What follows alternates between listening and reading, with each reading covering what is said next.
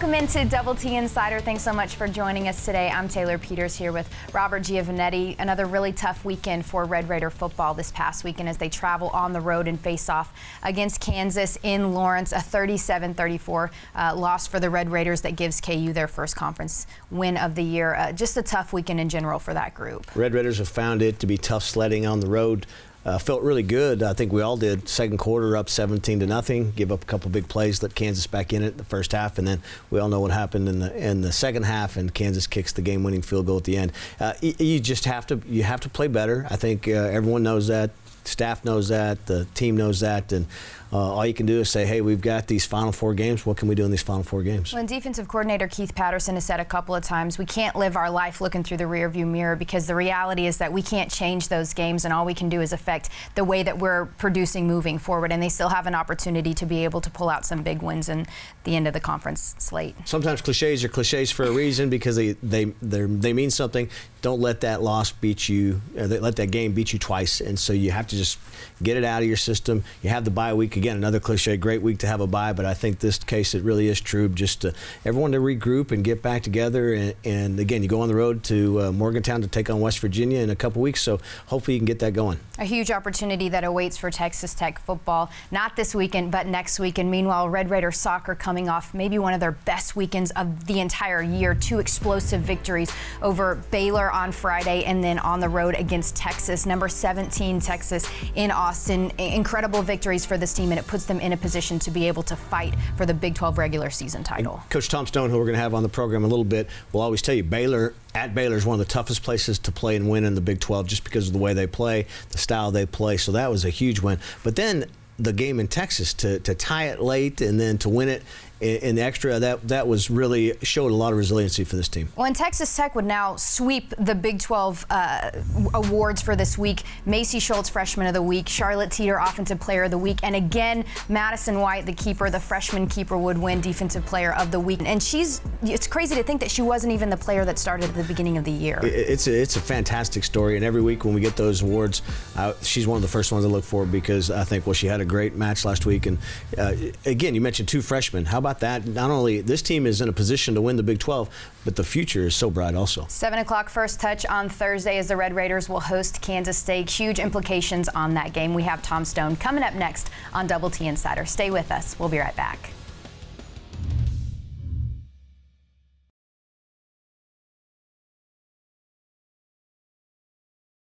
He's a West Texas native who donned the scarlet and black on the football field in the late 1950s. The 2-year letter winner earned a bachelor's degree in education before graduating from medical school. As an orthopedic surgeon, he served the Amarillo community for nearly 3 decades, never forgetting his ties to Texas Tech. He's been a member of the Board of Regents and the Chancellor's Council. But Dr. Bob Stafford's proudest achievement is family. These are the real people of Texas Tech. Tech on the attack now. Oh, it's a chance here, and it's over. Overtime win for Texas Tech. It is sudden victory. They peel off. It's a wonderfully constructed goal, and Texas Tech will be 2-1 winners today. Take a bow, Macy Schultz. Game changer for Texas Tech. Welcome back into Double T Insider. What a weekend it was for Red Raider soccer. I'm joined here on set by head coach Tom Stone. Coach, you needed this team to go on the road and pull out big back-to-back wins against Baylor, and then turn around and do it again against Texas in Austin. A game that was scheduled for Thursday night ended up having some adversity there with the weather and played Friday morning, but you come out with a win against Baylor. How proud are you of this group and the way that they were able to perform across the whole weekend? Well, you know, they were just faced with a huge challenge, because for every team in the league and the country, Waco and Austin are 2 of the hardest places to win. And for us in particular, it's not been a friendly environment for us. And so the girls just accepted the challenge. We had a lot of players that never played at either place. So they were like, let's go for it. And I think the seniors had about enough of drawing or not getting 3 points there, and they just dug in. So we were proud of them. The effort was fantastic. And win or lose, we played so hard, I would have been really happy. But the fact that we were able to push them both over for 6 total points was great. And both of the goals against Baylor would come from Kirsten Davis. How sensational. Not only has she been throughout the year, but in those critical moments and in those big games to put you now in a position to maybe win a conference title this year. Yeah, I think that the thing with Kirsten's watching her development has been so fun because she tore it up on the front end. Then everyone started different ideas against her. She's been man-marked. She's been double-teamed. She's been, people have backed off of her. They've pressed high. They've made her go back to goal, and she's worked through all of it and still managed to score a boatload of goals. We haven't had 13 goals in a long time, so we're proud of her. She's still got a lot to learn, and I'm so thankful she's just a junior. And you have a short turnaround, then you head on the road and face off against a tough and physical team in Texas on Sunday. What did you see from your group and kind of their resolve to go, 88 minutes without a goal, and then Charlotte Teeter heads it in to put you in a position to send you into overtime? Well, we actually scored the first one for them, so we were able to score. We just scored on the wrong side and put us in a little bit of a hole. But the resolve you're mentioning also came from the fact that Texas played so well in the first half. They deserve a lot of credit. They dominated the first half, and we had to find our footing. Halftime was crucial. Team has been great at halftime. I mean, they've really taken what we've given them, and some of it's not always ultra positive if we're not playing well, but they take it and they adjust, and they came out and played a great second half. And I didn't feel like it would have been justice for us to score on ourselves and just have it in that way. Yeah. And clearly the girls didn't feel that way either. When we equalized, we felt super confident in overtime that we would get the winner, and we did. And now a major opportunity awaits you guys on Thursday, a TV game, and you're hosting Kansas State for the last game of the regular season. A win in this could put you in a position to win the Big 12 title. How excited are you just for the opportunity that comes this week at home? Well, we're thrilled for the season we've had, only losing one game and having beaten Oklahoma State, who's ahead of us. So we're thrilled with where we're at. But the reality is we have nothing to do with whether Oklahoma State gets the trophy or not. We can't stop them. So credit to them if they pull it off. All we can worry about is K-State, finishing the season strong, finishing as high as we can. And if we get a favorable result in Stillwater, then good for us. But we can't be distracted by looking around and checking scores during the game. And we really got to pay attention to K-State, who has been a pain in the butt for everyone they've played. So our focus is on K-State. If it all works out for us, then great. The girls certainly will have earned it. Coach, good luck to you guys this week. You face off against Kansas State, 7 o'clock. First touch at John Walker Soccer Complex. Stay with us. We'll be right back on Double T Insider.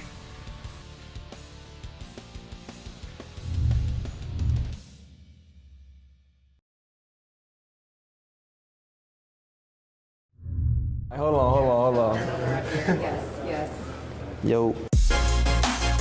Watch this boomerang for the year. It's gonna be clean. I'm gonna put the surfing dude on there. This is why I have the best fit. Look at this. Boom. Flowers. Hold on. The flowers. Hold on. Yellow. Yeah, man. I started the bow tie way. Ran shot it. Got to copy it. Also got Who fixed your bow tie? my jump. Kylie Edwards. Come on, tell me that's not clean right there. Do you see it? And I'm gonna put surfing like the song. Hey, there you go. There you go the hair flip. Tell us about your steak game, where you were and where are you now? You said steak? Yeah, steak. Okay, well I was well done, and then I went to a medium well. Tell me your favorite move on the basketball court. Between Hezzy. Tell me that. Show me that. What's that? Oh, between and Hezzy.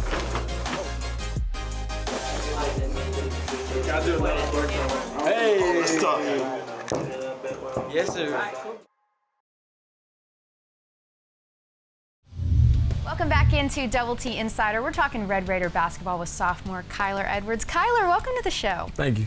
So we just saw the video. You guys had a chance, you and some of your teammates, to go to Big 12 Media Day. I love Big 12 Media Day. How was your first experience there? I mean, my first experience was great. I loved it.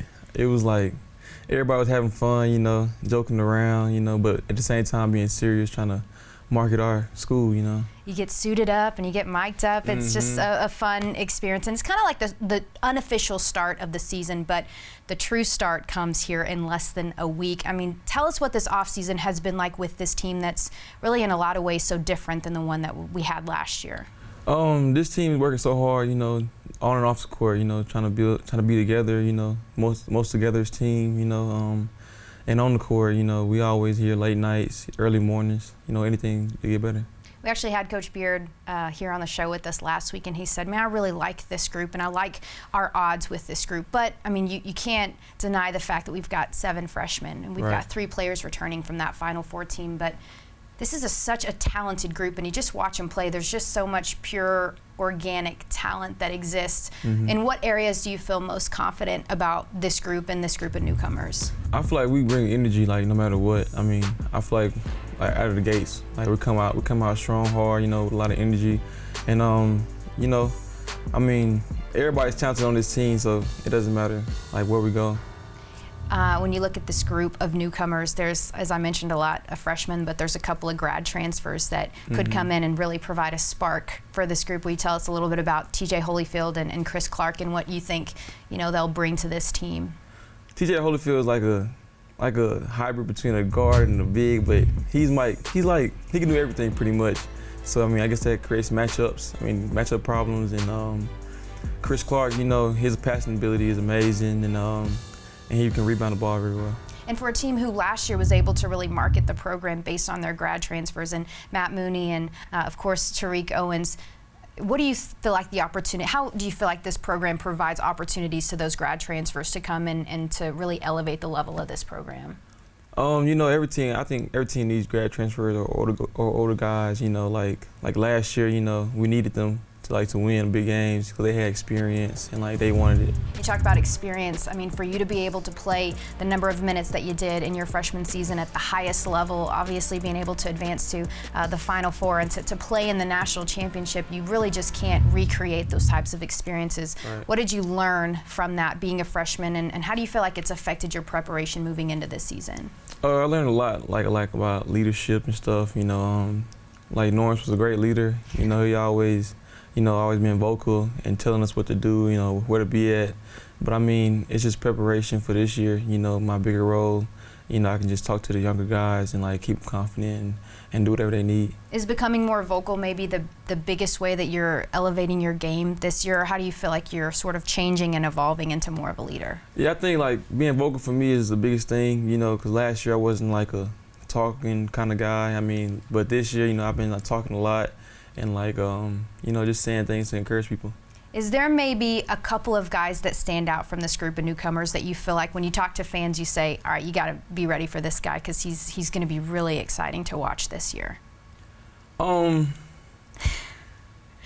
can say more than one if you want. I'm really talking about everybody, but I mean everybody's gonna bring something different to the table. You're gonna pretty much like everybody. I mean, you watch someone like Jemias Ramsey and you read about him and you watch some of his high school highlights and you see that he goes and scores 44 points in the Bahamas, really in his unofficial debut as a Red Raider.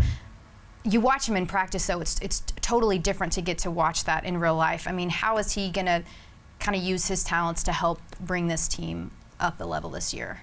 I mean, I think he can affect us right off the bat. He's very talented, and I mean, he can score the ball in many different ways, like on the break, three-pointers, it don't matter to him. I mean, he's pretty talented. Well, we're excited for you guys this year, Kyler. I appreciate your time. Stay with us. We'll be right back on Double T Insider.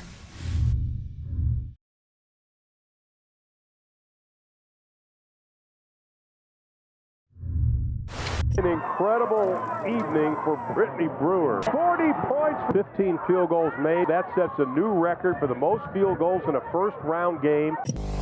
Left, turns, gets it on the high post, Brew. Turns over to lap, scores! Inside, Brew puts it up and in. Yeah! Brewer with it, puts it up and good. The shot blocked by Brewer. Collier working against Brewer.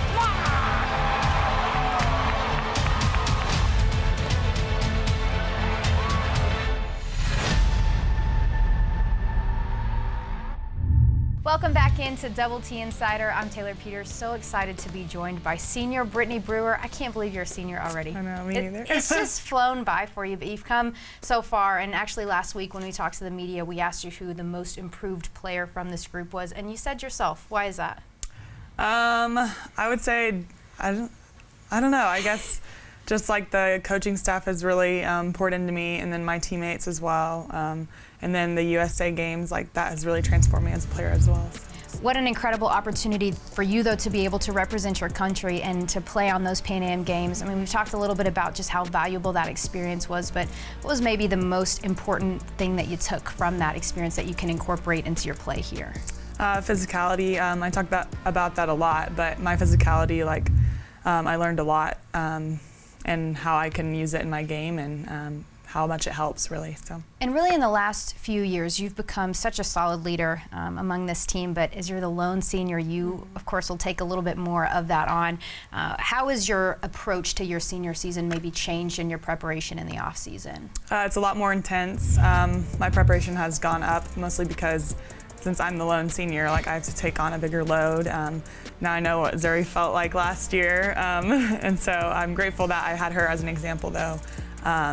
And that I have a great team around me that makes my job a lot easier. Well, the level of intensity in practices alone has heightened so much really in the last year, and a lot of that is attributed to just a whole new group of newcomers that are really talented and they're really eager and hungry. How would you kind of describe what this offseason has been like and what this group of newcomers brings to this group? Yeah, this offseason has been a lot of hard work, honestly.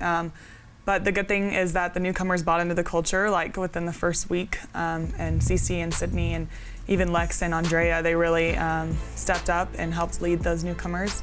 And the newcomers, they want to win, and so they bring that fire every day, and they also want to get better. They're ready to learn, and they're not stagnant. They know that they can do more than that, what they know now, and so they're really eager to learn, and from me and from the coaches, and it's really exciting to see that. Well, and last year's Big 12 Freshman of the Year, Kristlyn Carr is your point guard. Mm-hmm. How has she grown and developed and evolved just under the leadership of Coach Marlene and kind of stepping into that role as a sophomore?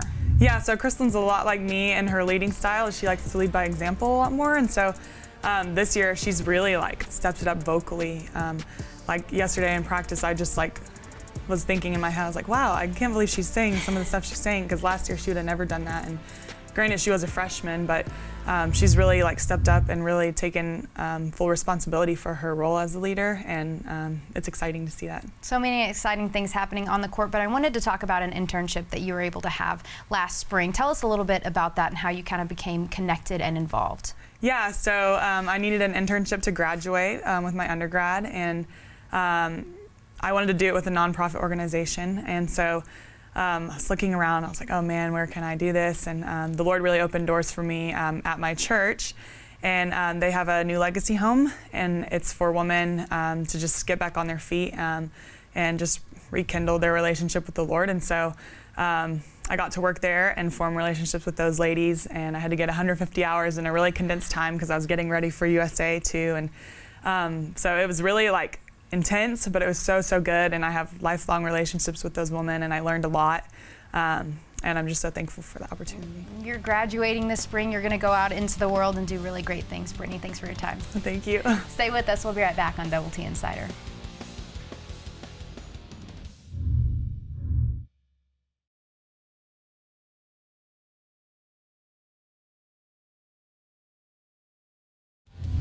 Welcome back into Double T Insider. Texas Tech football will enjoy a much-needed bye week this week before heading back out on the road to face off against West Virginia in Morgantown for an 11 o'clock kick. And the Texas Tech men's basketball team will open up its season Tuesday at 7 o'clock, hosting Eastern Illinois. We'll unveil a couple of banners that night. That game tips at 7. And the Texas Tech soccer team, we've been talking about them all show, hosting Kansas State Halloween night, trunk or treat out of the John Walker Soccer Complex. That one will start at 7 o'clock. Big 12 title implications on the line. For scheduling information, you can find it on our website at texastech.com. That's all of our time for now. Thanks so much for being here with us today. For Robert Giovanetti, I'm Taylor Peters. We'll see you next week.